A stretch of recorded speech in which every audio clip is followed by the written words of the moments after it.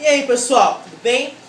Já tá meio tarde, eu acabei de chegar na faculdade, me troquei pra dar aula agora pra vocês, só que eu acho que não vai dar pra dar matemática nem química agora, que já tá muito tarde, então eu vou dar amanhã de manhã, cedo eu gravo, tá? Pode ser assim? Bom, nós vamos falar nessa aula sobre redação, tá? Bom, redação é uma das matérias mais complicadas, talvez, né? Porque ela é muito abrangente, ela envolve muita coisa, tá? Bom, mas como toda matéria, né?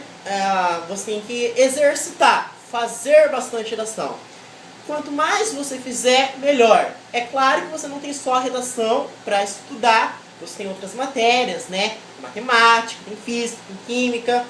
Cada capítulo às vezes tem 50 exercícios. Então você tem que saber distribuir, mas eu aconselho fazer no mínimo, tentar fazer esse esforço, né? Deixar de fazer algumas coisas no final de semana para fazer pelo menos 2 redações, tá?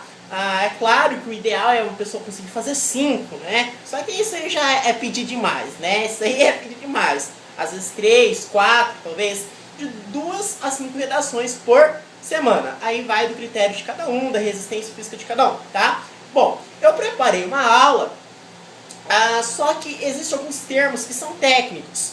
E o negócio aqui é você saber construir um texto, né? Que é difícil. Mas não tem mistério, tá? Bom, porque a gente sabe que pro sucesso do aluno, sucesso acadêmico na faculdade e por conseguinte o sucesso profissional, depende da escrita. A pessoa tem que saber se expressar, não só verbalmente, mas saber se expressar, né, escrever a redação. Por que às vezes alguns advogados acabam dando aula? Porque a redação, no caso a redação do gênero dissertativo, é um tipo de redação que tem a consistência argumentativa. Então você tem que convencer, você tem que argumentar, você tem que ser crítico, você tem que convencer a pessoa que está lendo o seu texto que o seu posicionamento está certo. Então muitas vezes muitos advogados acabam, né, dando aula, acabam caindo de paraquedas aí. Não estou criticando, estou citando apenas, tá? Que é uma realidade. Bom, não só no vestibular, você não tem que treinar isso para o seu vestibular, mas para o seu conhecimento de mundo. Nas diversas áreas você vai encontrar isso, nas variadas carreiras. Então, eu aprendi uma palavra nova aqui, ó, que eu vi lá.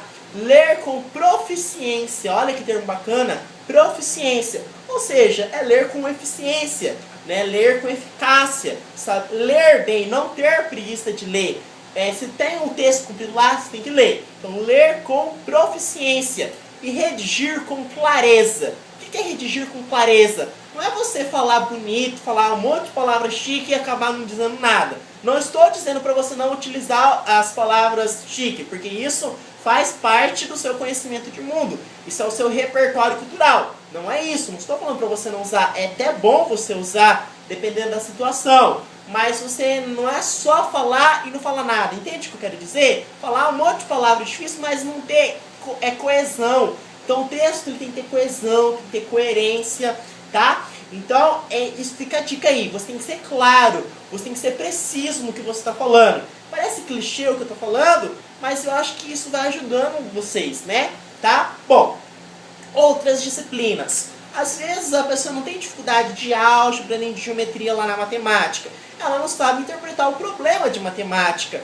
Raciocínio lógico envolve português, envolve, né, interpretação de texto, tá? Na biologia você vai fazer uma questão lá da USP, lá da FUVEST, né? É fodona, difícil, mas é o que lá? Lá você tem que saber elaborar a resposta da pergunta que a banca examinadora está explorando de você, tudo bem?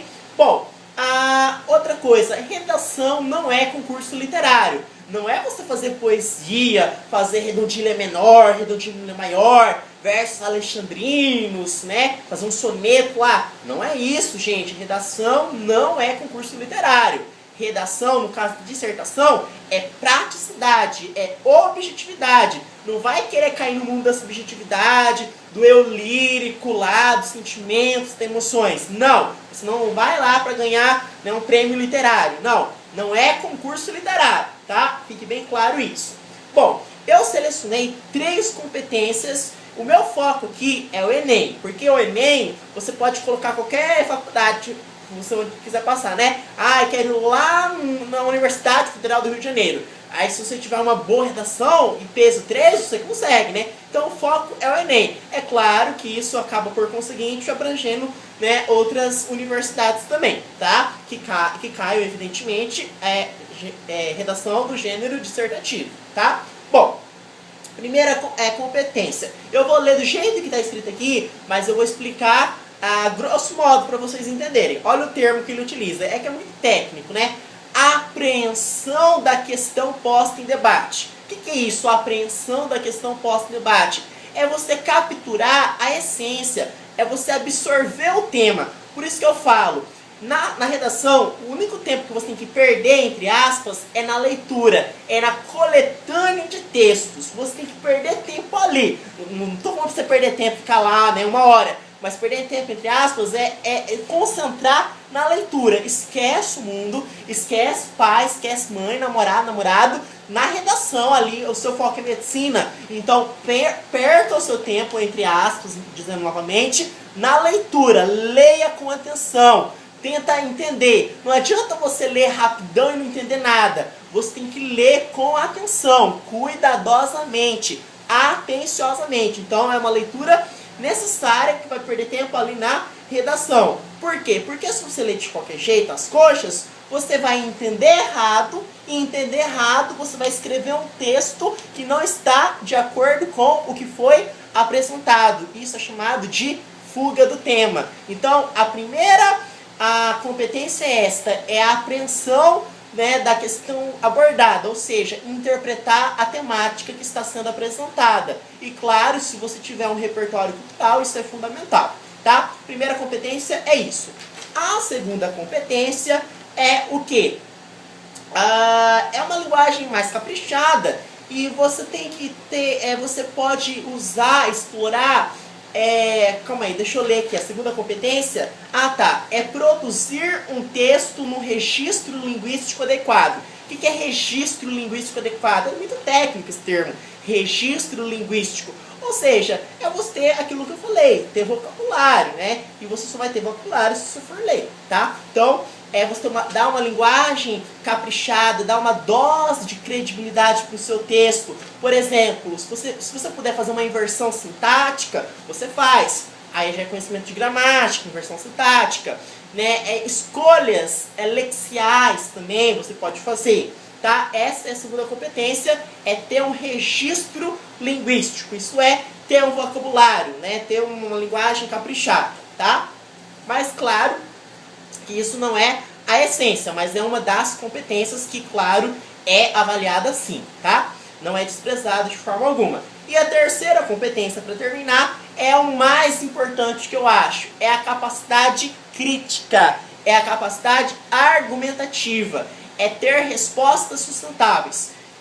Das duas a uma. Se você tiver essas duas coisas junto, eu te garanto, se você tiver resposta argumentativa, ou seja, crítica, ser crítico, ser chato, argumentativo, e, paralelo a isso, fornecer soluções sustentáveis, dar soluções plausíveis para o problema, para a problemática em questão, eu te garanto que mais de 900 você tira. Se você tiver essas duas coisas, ter capacidade argumentativa, isso é, ser crítico, ser incisivo, né? Se possível, ser convincente e, se for possível ainda, ser criativo nas suas soluções, nas suas propostas de intervenções, eu te garanto que menos que 900 você não tira, tá? Isso eu te garanto.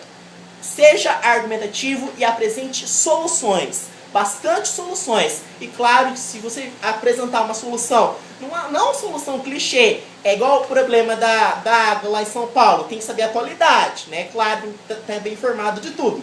Não adianta você falar, racionamento de água, você tem que economizar água. É claro que isso está certo, que a pessoa tem que desperdiçar menos água lavando, tomando banho. Mas se você puder apresentar, como que eu posso dizer, soluções criativas, isso aí também é ponto certo na sua redação, tá? Bom, aqui, para terminar rapidão, o livro que eu estava estudando tem alguns termos técnicos, fala de que o corretor vai avaliar, que é, por exemplo, ele fala opinião primária. Como traduz isso para mim, Rafael? O que é opinião primária? Opinião primária é aquela opinião que todo mundo sabe. Por exemplo, só deixa eu pegar aqui para você ver. Por exemplo, de política, né? Por exemplo, ó, se eu ler aqui para você, ó, o que o senhor pensa sobre política? Aí a pessoa, o que o senhor pensa sobre política? Aí a pessoa fala assim, vixe, tô fora. Ou seja, essas interjeições, isso aí não apresentou nada. Então essa é uma opinião primária, né? É uma coisa que não apresentou nada, qual a sua opinião? Então isso é uma opinião primária, é fraca, não tem consistência argumentativa nenhuma, né? É sem nenhuma demonstração de competência de análise, ele fala aqui. Baixíssimo grau de utilização da capacidade de raciocinar, isso é opinião primária. A outra coisa, eu gostei desse termo técnico demais, mas eu gostei. Apreciação estereotipada. Apreciação é você apreciar algo, tá? Estereotipada é aquela visão estereotipada que você escuta num bar, você escuta no ponto de ônibus, aquela coisa que todo mundo sabe. Por exemplo, o que o senhor pensa sobre política? Aí a pessoa fala assim, os políticos são homens que se candidatam para se arranjar na vida. Tá, aí fala, no mundo a política só se vê mentira. O político só fala o que o povo quer ouvir, eles só pensam em ganhar voto. Em época de eleição eles vão atrás do povão, depois viram as costas. Isso aí todo mundo sabe que tem mentira, que tem corrupção, que promete coisa, mas não cumpre. Mas isso aí é uma apreciação estereotipada, como diz aqui, né? Então, né, a gente viu a opinião primária, que é aquilo que não tem nada, baixíssimo grau da capacidade de raciocinar, né? Ou seja, não tem nada, só tem interjeições, né? Reações fisiológicas, né? Emocionais, assim. Essa aqui que é a apreciação estereotipada, que todo mundo sabe. E o que mais interessa, que todo mundo quer, é o quê? É isso aqui. É o julgamento crítico, é a linguagem mais elaborada. Mas não é só a linguagem, é a linguagem e outra, ver a realidade sobre vários ângulos. Você não pode ficar focado só nisso aqui, só nessa temática. Não, você tem que enxergar sob diversos ângulos e atrelado ainda, claro, para você ganhar 1000, você tem que ter uma linguagem, né, elaborada. Então, se você tiver uma realidade de ver sobre uma perspectiva em que abrange vários ângulos, você consegue, claro, 900, 920, 940, 960, mas se você tiver essa linguagem também mais elaborada, você vai juntar, como fala, não tem um negócio que fala junta o útil com o agradável, você junta o útil com o agradável, aí você tira a nota 1000, tá? Sobre diversos ângulos. Bom, pessoal, a visão estereotipada. Então, recapitulando, opinião primária, né, não tem demonstração de competência nenhuma, né? A apreciação estereotipada, fraco poder argumentativo, clichês, banalidades, preconceito, tá tudo inserido dentro disso. E para terminar, o julgamento crítico, que é o que eu falei, juntar o útil com o agradável. A linguagem mais elaborada com ver a realidade sob diversos ângulos, apresentando soluções. Resumo da obra. Quer tirar nota 1000? Né? No meu caso, o Enem, o que a gente tem que fazer? 3 coisas importantes. Queria anotar. Primeiro, isso aqui parece que é uma coisa clichê que todo mundo sabe, mas sempre é bom reforçar, né? Não tem clichado que é sempre bom reforçar? Então, seja argumentativo, crítico, apresentou uma coisa, você começa, mas como que, Rafael, mas essa que é a minha dúvida, como que eu faço para ser argumentativo? Começa a colocar perguntas em cima disso. O que está acontecendo? Por que está acontecendo? O que levou a acontecer isso aí? Quais são as consequências que isso pode trazer? Começa a fazer pergunta. E claro, em cima disso, começa a ler bastante, leitura, atualidade, porque isso vai contextualizando com aquilo que você sabe. Tá? Então é importante fazer perguntas em cima para você ter uma consistência argumentativa.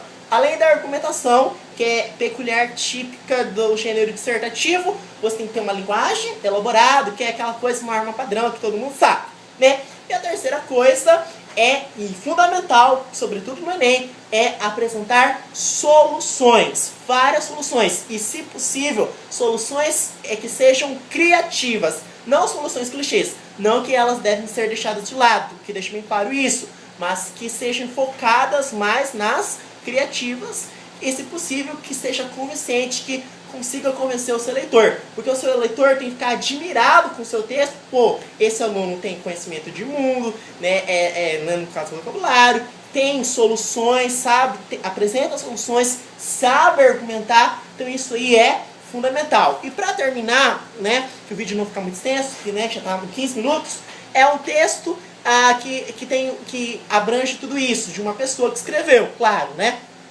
Olha só o que a pessoa falou. O que o senhor pensa sobre política? A maioria das pessoas, olha o que o cidadão escreveu, né? Deve ser o professor, claro, né? Ou aluno, né? Claro, não estou desprezando. Mas acho que isso aqui é professor. Ó, a maioria das pessoas vê a política com desdém, né? Desdém é com despreciação, né? Tirar o sarro.